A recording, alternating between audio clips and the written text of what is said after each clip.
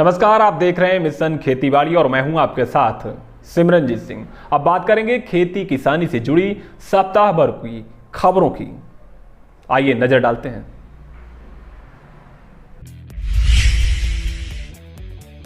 सोमवार को उत्तर प्रदेश की राज्यपाल आनंदीबेन पटेल शाहजहांपुर पहुंची। यहां उन्होंने विनोबा सेवा आश्रम के 40वें स्थापना दिवस समारोह में शिरकत की। इस दौरान उन्होंने कहा कि जब प्रधानमंत्री नरेंद्र भाई मोदी झाड़ू पकड़कर सफाई कर सकते हैं तो हम लोग अपने गली मोहल्लों में सफाई क्यों नहीं कर सकते। अपने अभिभाषण के बाद उन्होंने महिला किसान और किसान उत्पादक संगठन के प्रतिनिधियों और गोद लिए गए टीबी रोगियों से मुलाकात की। राज्यपाल आनंदीबेन पटेल ने कृषि उत्पादक संगठन और उन्नतशील किसानों द्वारा लगाए गए उत्पादों के स्टॉल का निरीक्षण किया। इस दौरान सर्वोदय किसान प्रोड्यूसर कंपनी लिमिटेड के बैनर तले गौशिल्प संस्था के गौ उत्पादों को देखा और संस्था से जुड़े लोगों से गौ उत्पाद पर बात की। गौ उत्पाद तैयार करने वाले प्रेम शंकर गंगवार, उनकी पत्नी पूजा गंगवार और साथ ही शरद गंगवार ने राज्यपाल को गौ उत्पादों के बारे में बताया। संस्था का कहना है कि अगर गाय के गोबर से उत्पाद तैयार किए जाएं तो यह ग्रामीण क्षेत्रों के लोगों के लिए आय का बेहतर स्रोत हो सकते हैं। साथ ही निराश्रित गौवंशों का भी संरक्षण होगा। महामहिम राज्यपाल आनंदीबेन पटेल ने गौ उत्पाद तैयार करने वाली संस्था गौशिल्प की सराहना की।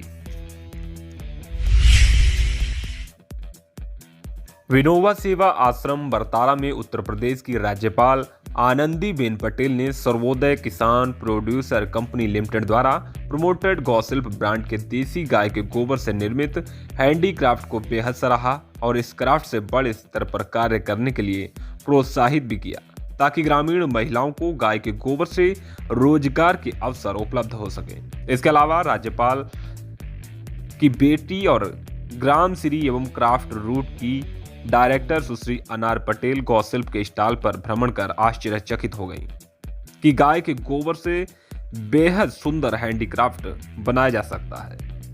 अनार पटेल ने गौशिल्प की मुखिया पूजा गंगवार और सर्वोदय किसान प्रोड्यूसर कंपनी लिमिटेड के डायरेक्टर प्रेम शंकर गंगवार को अपने प्रकल्प ग्रामश्री और क्राफ्ट रूट से जोड़ने का आश्वासन भी दिया। सिंधौली थाना क्षेत्र में इन दिनों इंजन चोर सक्रिय हो गए हैं, जिसके चलते इलाके के किसान बेहद परेशान हैं। इलाके के ममौरी गांव के किसान श्याम बहादुर और महेंद्र का खेत में रखे इंजन के पुर्जे चोर खोल कर ले गए। किसानों का कहना है कि इससे पहले भी कई खेतों में इंजन चोरी की घटनाएं हो चुकी हैं। फिलहाल पुलिस इस मामले में जांच की बात कर रही है। थाना सिंधौली क्षेत्र के गांव ईटारोड़ा, सुरेली, दिलावलपुर, दौलतपुर और ममौरी गांव के किसानों ने नहर की सफाई न होने का आरोप लगाया है। किसानों का कहना है कि नहर की सफाई किए बगैर ही सिंचाई विभाग ने 15 साल के बाद नहर में पानी छोड़ दिया, जिससे नहर कटने से उनकी फसलें बर्बाद हो गईं। इसके चलते किसानों ने मामले में जांच के बाद कार्रवाई की बात की है।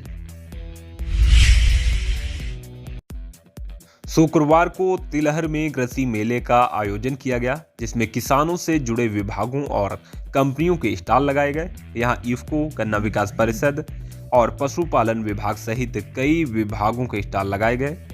यहां बड़ी संख्या में किसानों ने पहुंचकर मेले में शिरकत की।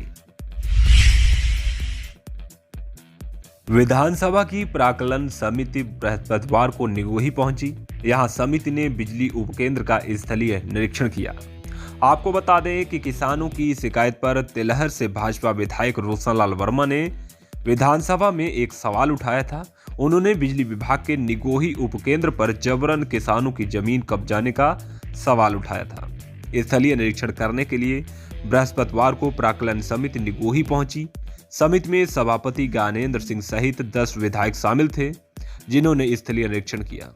भाजपा विधायक रोशनलाल वर्मा भी प्राक्कलन समिति के सदस्य हैं, जिसके बाद विकास भवन में बिजली विभाग के अधिकारियों के साथ एक बैठक भी की गई। प्राक्कलन समिति इसकी रिपोर्ट विधानसभा पति को सौंपेगी। बृहस्पतिवार को बंडा ब्लॉक में उत्तर प्रदेश सरकार द्वारा संचालित किसान कल्याण मिशन कार्यक्रम का आयोजन किया गया। इस दौरान पुआया से भाजपा विधायक चेतराम ने प्रदेश सरकार की उपलब्धियों के बारे में बताया। इस दौरान भाजपा विधायक चेतराम ने प्रधानमंत्री आवास योजना के लाभार्थियों को प्रपत्र भी वितरित किए। बृहस्पतिवार को ही भारतीय किसान यूनियन टिकैत गुट ने जिला अधिकारी को ज्ञापन सौंपा, जिसमें गन्ना और धान के जल्द भुगतान की मांग की। इसके अलावा किसान यूनियन का कहना है कि जो किसान दिल्ली जाना चाहते हैं उन्हें जिला प्रशासन किसी भी हालत में परेशान ना करे।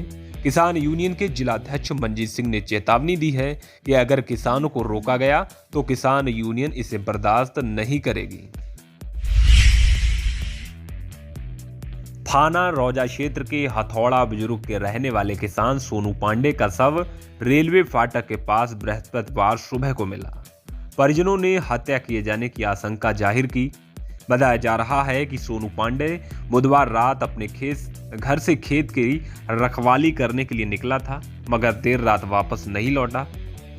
सुबह सोनू की लाश रेलवे फाटक के पास मिली।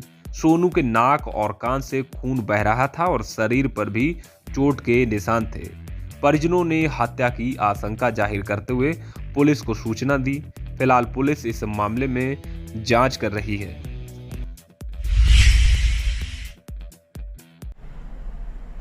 ये तो थी खेती और किसानों से जुड़ी सप्ताह भर की खास खबरें।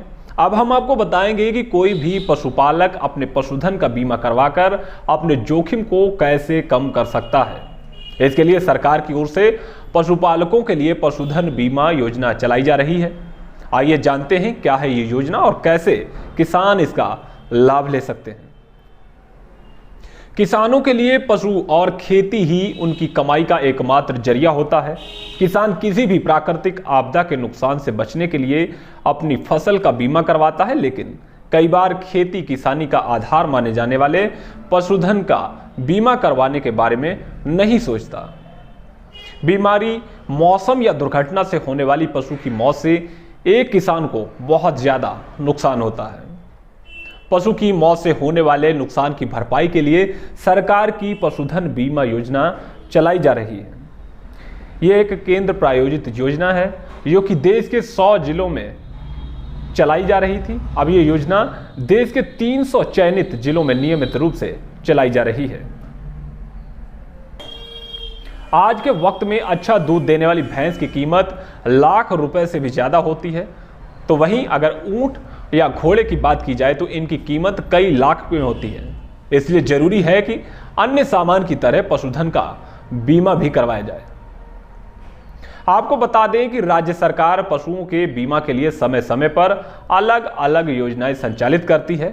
खास बात यह है कि पशुओं के बीमा के प्रीमियम का एक बड़ा हिस्सा केंद्र या राज्य सरकारें वहन करती हैं। हर राज्य में पशुओं का बीमा प्रीमियम और कवरेज राशि भी अलग अलग होती है।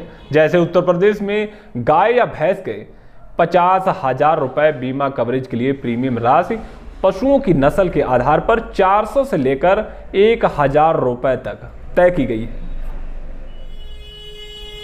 अब जानते हैं कि पशुओं का बीमा कैसे होगा।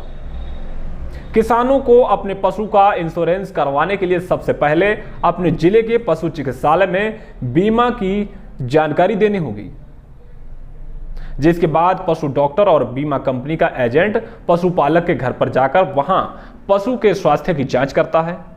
पशु के स्वास्थ्य की जांच होने पर एक हेल्थ सर्टिफिकेट जारी किया जाता है और पशु का बीमा करने के दौरान बीमा कंपनी द्वारा पशु के कान में टैग लगाया जाता है। साथ ही किसान की अपने पशु के साथ एक फोटो भी ली जाती है। इसके बाद बीमा पॉलिसी जारी की जाती है। योजना के अंतर्गत देसी और संकर दुधारू मवेशियों और भैंसों का बीमा उनके वर्तमान बाजार मूल्य पर किया जाता है। बीमा का प्रीमियम 50% तक अनुदानित होता है। अनुदान की पूरी लागत केंद्र सरकार द्वारा वहन की जाती है। अनुदान का लाभ प्रत्येक लाभार्थी को 2 पशुओं तक सीमित रखा गया है तथा एक पशु की बीमा अधिकतम 3 साल के लिए की जाती है। और अधिक जानकारी के लिए अपने पशुधन प्रसार अधिकारी से संपर्क करें और किसान इस योजना का लाभ अवश्य लें।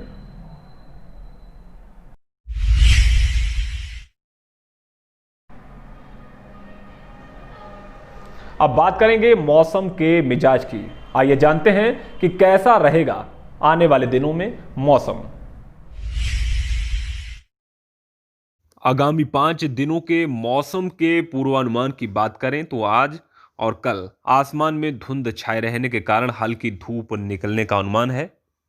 वहीं हवा की दिशा पूर्वी रहने और 25 जनवरी से उत्तर पश्चिमी हो जाने का अनुमान है, जिसके कारण 25 जनवरी से घना कोहरा पड़ने की भी संभावना है।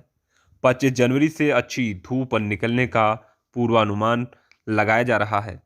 तापमान में गिरावट के चलते रात में होने वाली ठंड को देखते हुए किसान भाइयों को सलाह दी जाती है कि पशुओं को साफ सुथरे स्थान पर रखें, रात में बिछावन की व्यवस्था करें, पशुओं को हरे और सूखे चारे के साथ साथ पर्याप्त मात्रा में अनाज दें, पशुओं को साफ और ताज़ा पानी ही पिलाएं।